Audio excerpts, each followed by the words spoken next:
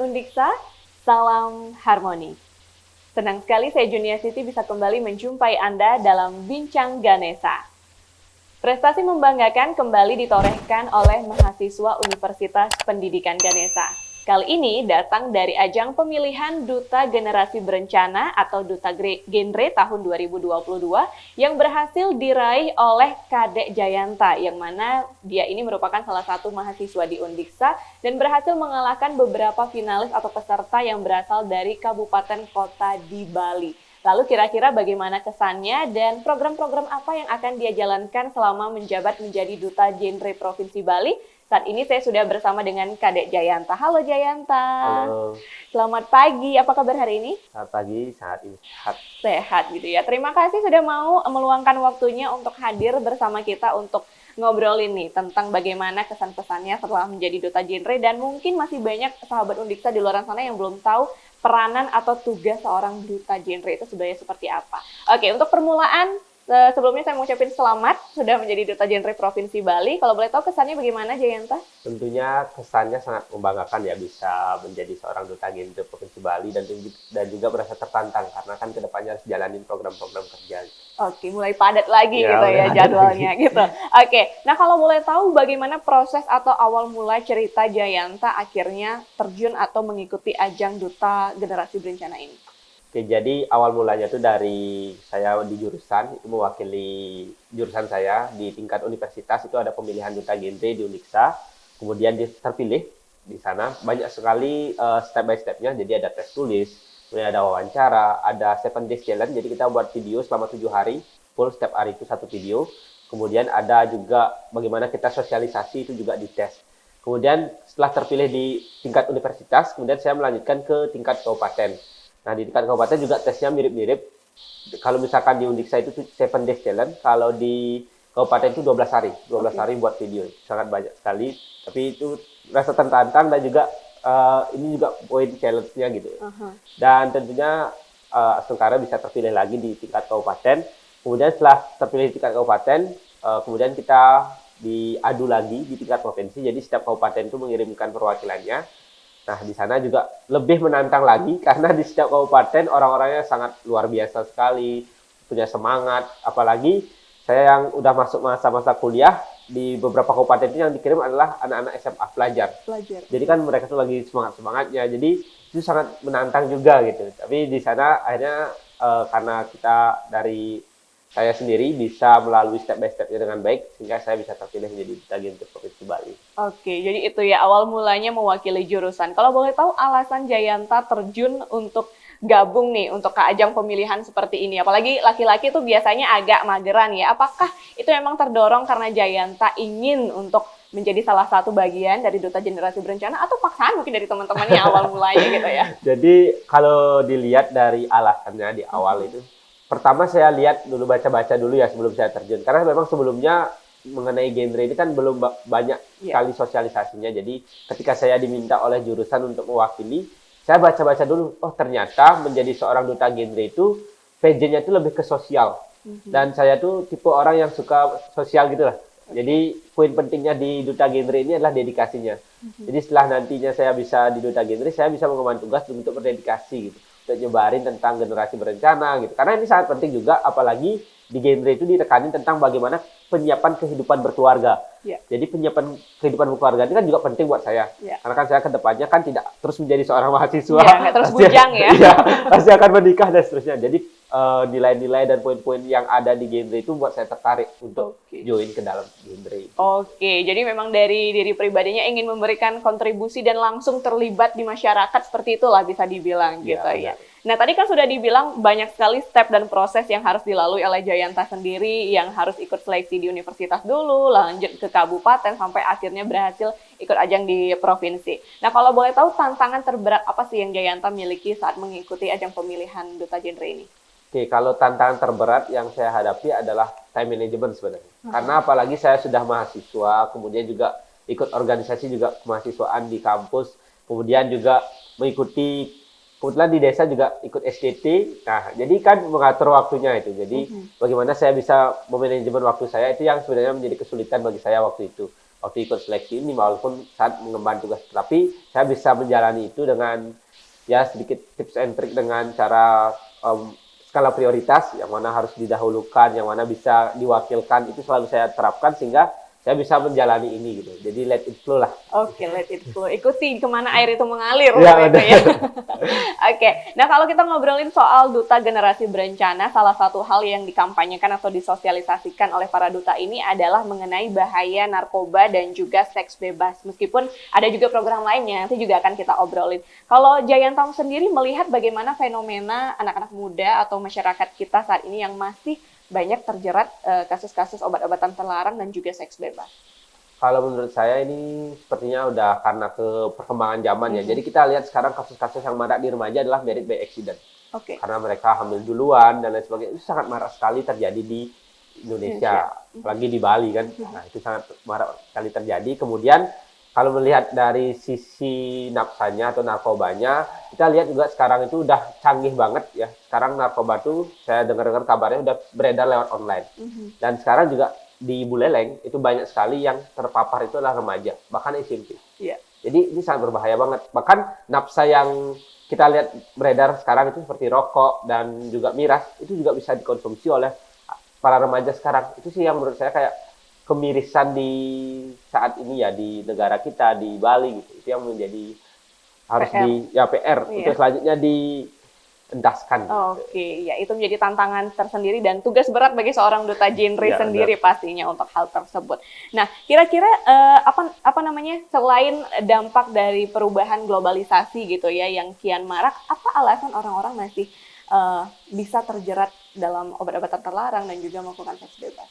Oke, jadi sebenarnya poin pentingnya adalah ketidaktahuannya.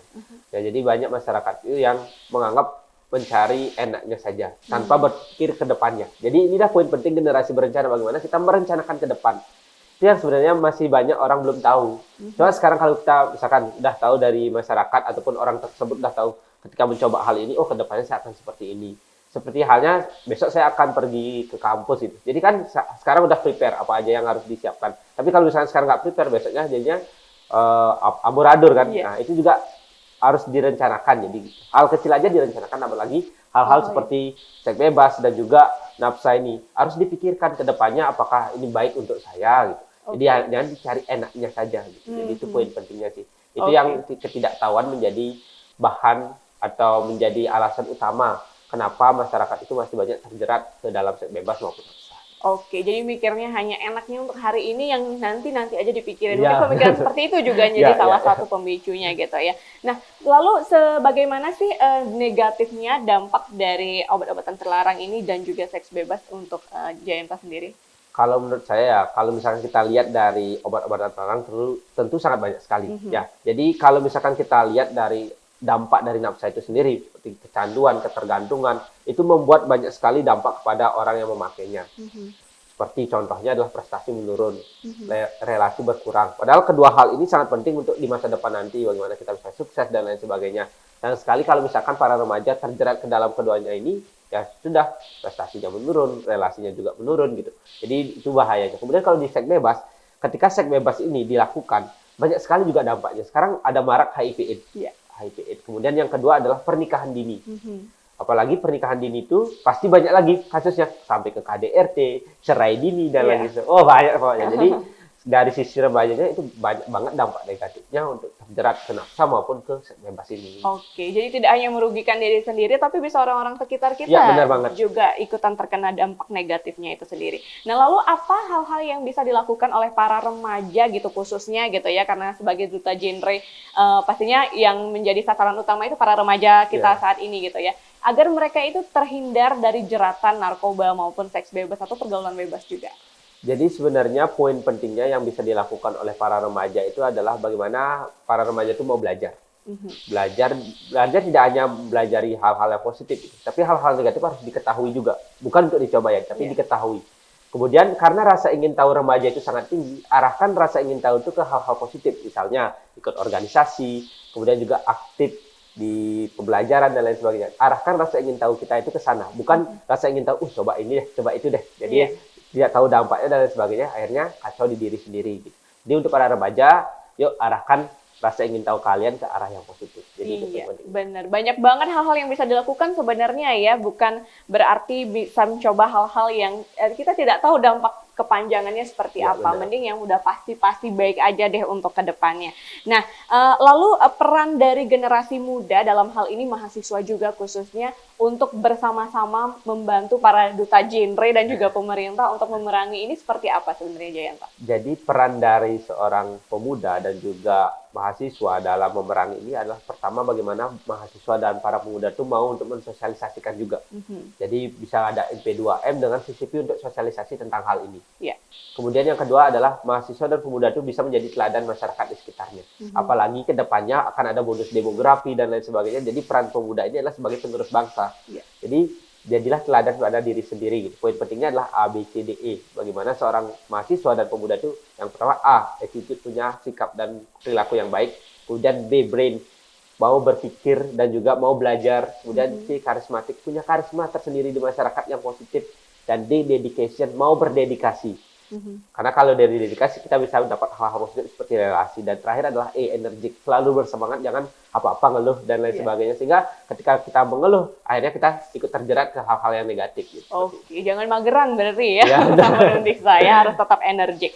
Nah, lalu selain mensosialisasikan akan bahaya narkoba dan juga seks bebas, saya dengar tugas dari duta genre ini sendiri salah satunya adalah menurunkan angka stunting ya, untuk membantu pemerintah yang merupakan program nasional juga. Itu seperti apa? Jadi saat ini di Indonesia angka prevalensi stunting ya di 2021 berdasarkan hasil SSG itu 24,4%. Sedangkan standar dari WHO itu 20%. Berarti Indonesia di atas itu dong. Dan ini tentunya menjadi PR buat kita semua, buat para remaja dan juga duta genre dalam mencegah ini. Jadi kedepannya duta genre itu dan juga para remaja, para pemuda itu punya tugas bagaimana caranya mencegah ini.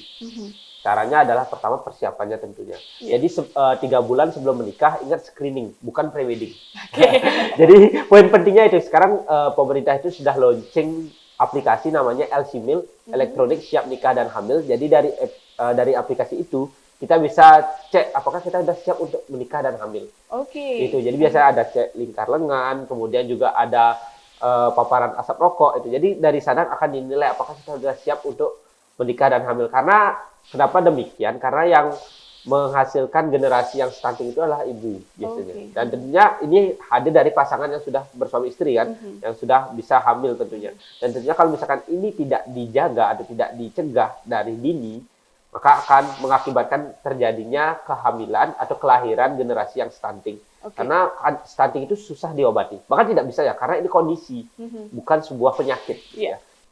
Jadi poin pentingnya adalah bagaimana kita mensosialisasikan sekarang 21-25. Apa itu? Jadi minimal menikah untuk perempuan itu 21, untuk laki-lakinya 25. Oke, itu minimal ya, gitu minimal. Ya. Kalau maksimal itu mungkin kembali ke pilihan masing-masing. Ya. Tapi ingat juga kalau misalkan di perempuan itu kan ada masa menopause dan lain sebagainya. Jadi kadarnya atau idealnya untuk tidak hamil lagi itu di usia 35. Iya, gitu. Jadi mungkin bisa dipikirkan, oh 21 saya masih kuliah, mungkin di 25 lah nikah 27 gitu bisa dipikirkan. Oke, ada batas minimal dan maksimal untuk masing-masing orang gitu ya. Jadi dipikirkan juga. Jadi itu kedepannya yang harus kita sosialisasikan dan juga bagaimana mengajak remaja untuk menjaga gizi seimbang.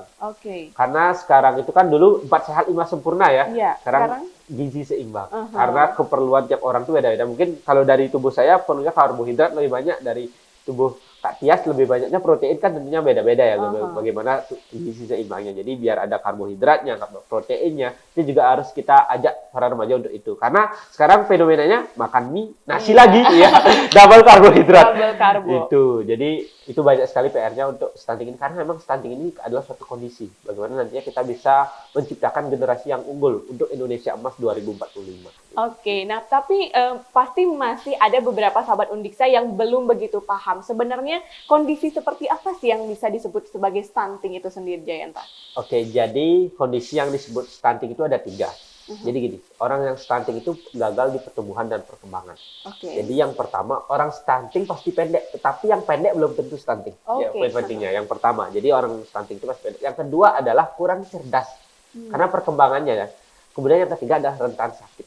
Jadi ketiga hal ini adalah menjadi ciri-ciri orang-orang atau para anak-anak di sana yang stunting. Jadi bahaya banget dong kalau udah rentan sakit, tubuhnya pendek, kurang cerdas, ke depannya malah menjadi beban negara, beban orang tua juga. Jadi Iya. ini patut dijaga dan harus disikapi dengan baik. Gitu. Oke, benar banget. Jadi untuk sahabat Undiksa yang sekarang sudah merencanakan akan melanjutkan gitu ya ke Iya, jenjang berikutnya, ingat katanya Jayanta, 3 bulan sebelum menikah itu screening bukannya pre-wedding Ya, gitu ya.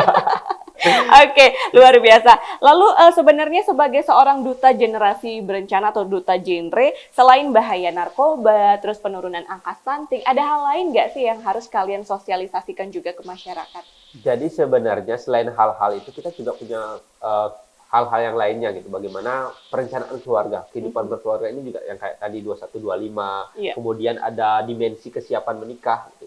Itu juga harus kita siapkan dan juga kita sampaikan ke masyarakat. Ya. Selain itu bagaimana seorang duta genre, bagaimana di generasi berencana itu juga menjadi teladan juga menerapkan. Jadi remaja itu punya 5 transisi kehidupan. Iya. Jadi yang pertama itu PHBS. Jadi menjadi seorang generasi berencana kan harus hidup bersih dan sehat dulu kan. Kemudian melanjutkan sekolah, kemudian mencari pekerjaan, kemudian bagaimana membangun keluarga dan tentunya terjun ke masyarakat. Iya. 5 transisi kehidupan ini perlu dijaga dengan baik gitu. Jadi itu yang juga harus dilakukan oleh duta genre, bagaimana menjalani 5 transisi kehidupan dengan baik ini dan juga terjun ke masyarakat secara bersamaan. Oke, nah tadi kan ada salah satu hal dimensi kesiapan untuk menikah. Nah, kalau boleh tahu nih sebagai seorang duta genre pasti udah dapat ilmunya gitu ya dong. Idealnya seperti apa sih yang disebut kesiapan? Pasti banyak juga sahabat Undiksa yang bertanya-tanya, emang seperti apa kita dikatakan sudah siap atau layak untuk menikah gitu? Oke, jadi yang pertama itu ada siap fisik ya. Jadi siap fisik ini biasanya ke ibu. Iya. Sudah siapkah untuk hamil gitu kan tentunya. Kemudian sehat nggak antara si ayah dan si ibu ini tentunya. Karena kan nanti menikah tidak hanya urusan rumah tangga berupa di atas ranjang saja, tapi banyak lagi nih, Iya. ya masih banyak lainnya seperti ada pekerjaan keagamaan dan lain sebagainya. Tentu itu perlu banyak tenaga dan fisik yang bagus kan tentunya. Yang kedua adalah kesiapan dari segi usia.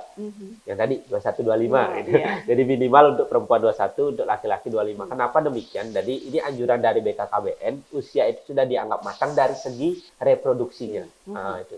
Kemudian yang selanjutnya adalah siap dari segi finansial. Karena kedepannya menjadi seorang orang tua ataupun orang yang berkeluarga kan perlu banyak sekali hal yang dibeli. Punya anak nanti perlu pampers, Iya. saya pakai daun dan lain sebagainya. Dan tentunya juga kehidupan berkeluarga perlu masak dan lain sebagainya. Itu perlu kesiapan finansial yang matang. Dan tentunya adalah siap menjadi orang tua. Karena Iya. banyak sekali sekarang itu nggak siap jadi orang tua gitu. Bahkan Benar. beberapa kasus saya lihat itu beberapa perempuan tidak mau menyusui ketika sudah punya anak. Nah, itu jadi poin penting juga bagaimana kesiapan menjadi orang tua gitu, mau mengasuh anak dan lain sebagainya. Dan tentunya ada yang kelima adalah kesiapan mental. Jadi biasanya kan di dalam rumah tangga pasti ada cekcok kecil gitu. Jangan sampai hal itu menyebabkan adanya KDRT dan lain sebagainya. Jadi harus siap mental juga. Jadi. Benar, jangan karena hal-hal tersebut nanti sampai kalian baru sebulan 2 bulan nikah tapi udah pengen pisah aja deh nggak kuat gitu ya. Ya benar. Iya, karena masa-masa pacaran dan juga masa berumah tangga itu pasti beda gitu ya. Dan hal ini pun juga harus diketahui. Makanya para generasi muda sahabat Undiksa di luar sana itu harus cari tahu gitu ya tadi yang dibilang sama Jayanta. Oke, nah setelah terpilih menjadi seorang duta genre, kalau boleh tahu kegiatan Jayanta selanjutnya apa nih? Jadi waktu itu saya mengusulkan suatu program kerja namanya Sakti. Jadi Sakti ini adalah suatu singkatan, jadi S-nya adalah sinergi. Jadi kedepannya saya ingin berkolaborasi dengan beberapa pihak, misalkan kayak desa-desa, STT, kemudian juga dengan Dinas KB yang menaungi duta genre untuk menjalankan program-program kerja kedepannya. Kemudian jadi informasi juga untuk mahasiswa Indonesia di tanggal 15 itu akan ada penampilan bondres gitu kan. Iya. Itu bareng Dinas KB untuk masyarakat Buleleng gitu. Kemudian juga selain S sinergi tadi, kemudian ada A aksi. Jadi harus beraksi juga. Apa aksi yang kita lakukan? Pertama ada sosialisasi dan juga ada pendampingan. Sosialisasi ini bagaimana kita menyampaikan tadi kayak perencanaan kehidupan keluarga, menghindari seks bebas dan nafsa. Dan juga bagaimana pendampingan. Pendampingan itu bagaimana teman-teman juga bisa konseling gitu. Mungkin teman-teman punya masalah ingin konseling ke saya itu boleh bisa via chat ataupun via Instagram saya gitu. Kemudian yang ketiga itu ada kreasi. Jadi dalam penyampaian atau dalam beraksi itu nggak mungkin monoton. Datang ke sekolah nyampein materi itu kan nggak mungkin ya. Jadi harus ada kreasi-kreasi di dalamnya gitu. Kemudian T yaitu teknologi. Nah, jadi sekarang PR buat saya juga bagaimana membuat konten-konten gitu di Instagram karena kan generasi milenial, pemuda itu generasi milenial, jadi harus disentuh atau dijamah lalu media sosial gitu. Dan yang terakhir itu adalah jadi inovasi. Bagaimana saya nantinya ingin berinovasi dengan rekan-rekan saya, dengan para pemuda dan mahasiswa. Oke, luar biasa. Itu programnya sakti gitu ya. Luar biasa sekali. Banyak hal yang harus Jayanta lakukan nih ya, Ya. banyak PR-nya gitu. Selain juga nanti persiapan di tahun berikutnya mewakili Bali ke ajang nasional ya, Ya. di Duta Generasi Berencana. Oke, nah terakhir sekaligus closing statement sebelum kita mengakhiri, apa yang ingin Jayanta sampaikan nih harapannya untuk para sahabat Undiksa di luar sana agar siap menjadi generasi yang berencana? Oke, jadi untuk teman-teman semua, teman-teman saya di Undiksa dan juga para remaja, para pemuda di seluruh Indonesia yang menonton ini, tentunya ke depan yuk bareng-bareng bersama-sama kita menjadi generasi berencana. Karena berencana itu keren, itu semboyannya. Kenapa berencana itu keren? Karena dengan berencana ke depannya kita bisa memaksimalkan potensi-potensi yang ada di dalam tubuh kita, potensi-potensi yang ada di diri kita sendiri. Jangan sampai kita larut ke masalah-masalah sehingga kita terjerumus ke hal-hal negatif. Buat teman-teman jangan lupa salam genre ya. Jadi salam genre ini memiliki arti nolkan apa yang pertama ada seks bebas, kemudian pernikahan dini dan nafsa. Jadi nolkan barang-barang ya salam lewat salam genre. Dan tentunya sebagai seorang remaja jangan lupa menjadi remaja yang sehat, cerdas dan ceria.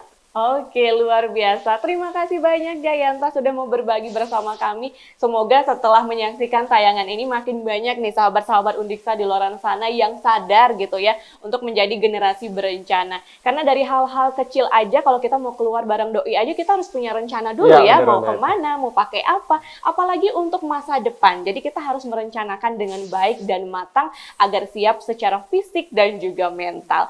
Terima kasih untuk sahabat Undiksa yang telah menyaksikan tayangan ini. Jangan lupa jika Anda merasa video ini bermanfaat, bisa di-share ke semua sosial media yang kalian punya. Untuk yang belum men-subscribe channel YouTube Universitas Pendidikan Ganesha, bisa langsung di-subscribe dulu ya, bisa dinyalakan juga tombol notifikasinya, agar kalian tidak ketinggalan video-video menarik lainnya dari kami. Jika ada pertanyaan, saran maupun masukan bisa ditinggalkan di kolom komentar. Dan karena ini masih dalam suasana pandemi COVID-19, jangan lupa untuk protokol kesehatan selalu dijalankan. Saya Juniastiti, pamit undur diri, sampai jumpa dan salam harmoni.